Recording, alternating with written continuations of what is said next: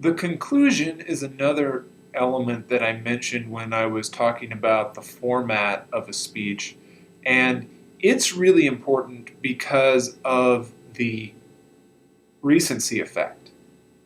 The conclusion is going to be the last thing that your audience hears. So you want to make sure that the key ideas from your speech get re-emphasized there. And what we're probably going to want to do is get into the conclusion by creating a signpost that says something like "in conclusion," so that we let our audience know that things are getting wrapped up, we're getting toward the end, and that allows us to focus in on these key last things that you're going to talk about.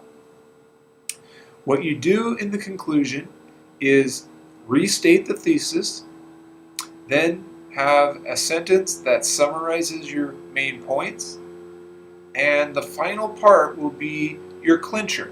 And this is where you can drive home the importance of your message.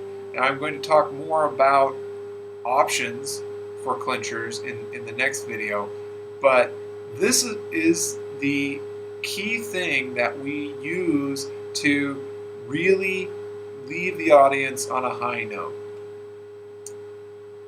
When we take the conclusion as a whole, this is another thing that, like the introduction, we want to be brief with. So keep it short. Remember, the focus should be on the body of the presentation and your ability to include a lot of information and support for the claims that you're making in the body. So you don't want to spend too much time on the introduction or on the conclusion.